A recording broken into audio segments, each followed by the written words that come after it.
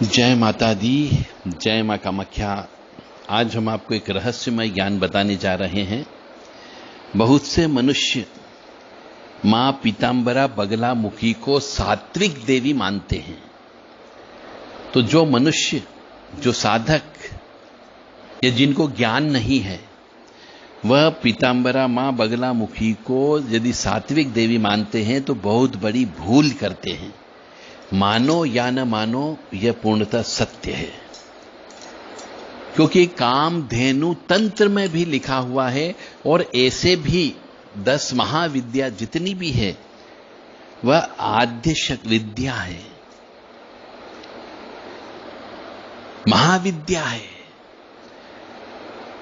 तो जितनी भी 10 महाविद्या में 10 के नाम आते हैं, काली, तारा, महाविद्या, षोडशी, भुवनेश्वरी, भैरवी, छिन्नमस्ता च विद्या, धुमा तथा बगला, सिद्ध विद्या च मातंगी कमलात्मिका, एत 10 महाविद्या सिद्ध विद्या प्रतिर्किता।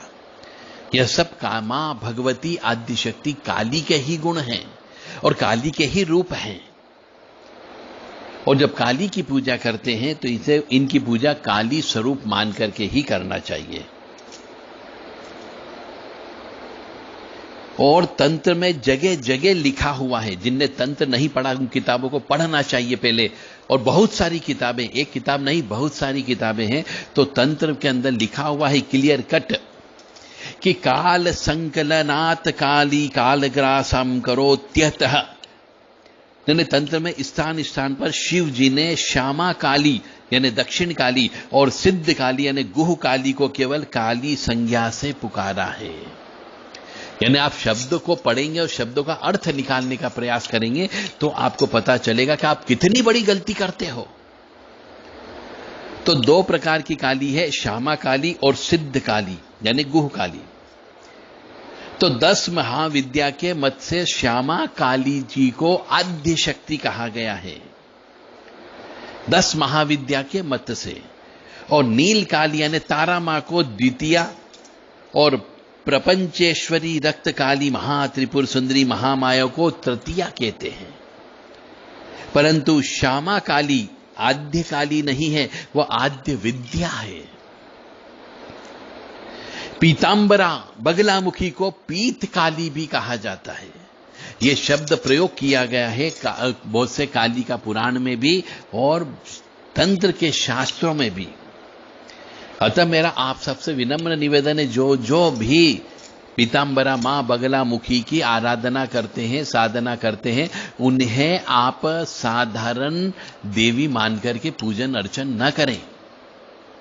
आप सोचे कि हम उन्हें मीठा दे करके प्रसन्न कर लेंगे, तो यह होता ही नहीं है। फिर कुछ लोग तर्क वितर्क कुतर्क करते हैं कि साहब वो तो मां है, हम जैसी पूजा करेंगे वैसी स्वीकार कर लेगी। ऐसा नहीं होता है। इन शक्तियों के साथ में खेला नहीं जाता है। शक्तियां आग होती है, जला डालेगी, आपको भस्म कर देगी। गलती करने पर माफी नहीं होती है। यह अस्त्र शस्त्र से विभूषित रहती है। तो अस्त्र शस्त्र यदि गलत चल गया तो वह तुम्हारे और तुम्हारे परिवार को समूल नष्ट भी कर देती है,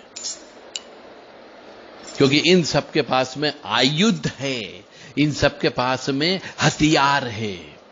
और हथियार गलत चल गया तो तुम्हारा तो सर्वनाश होगा ही होगा, पूरे कुल का नाश हो जाता है। इसलिए इन शक्तियों से खेलना ही चाहिए। गुरु के सानिध्य में रह करके, गुरु से परमिशन लेकर के, गुरु से पूर्ण रूप से सीख करके, और जिसको अपन इष्ट बनाना चाहते, जिसकी साधना करना चाहते हो, उनके बारे में खुद भी पढ़ो और फिर गुरु से बात करो कि इस किताब में ऐसा लिखा हुआ है।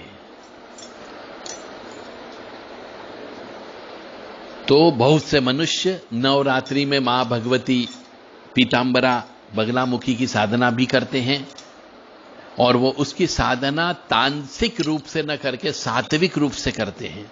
तो उनके घरों में बच्चे पागल हो जाते हैं और स्वयं मानसिक रूप से पागलपन हो जाता है, यदि आपने उनकी पूजा विधि विधान से 16 उपचार पूजा के साथ साथ तामसिक पूजा नहीं की।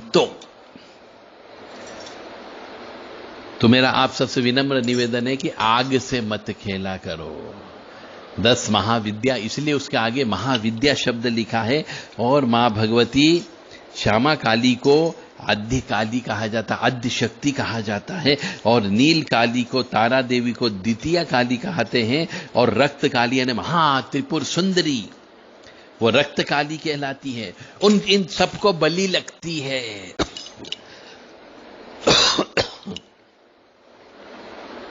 और श्यामा काली जो है आद्य विद्या है। जय माता दी, जय मां कामाख्या। ऐसे तो काली मां के और भी नाम हैं, दक्षिणा काली, भद्र काली, शमशान काली, कामगला काली, गुह काली, अष्टकाली, धन काली, सिद्धि काली, चंडी काली, मात्र काली, महाकाली, ये सब कालियात के रूप में प्रचारित है।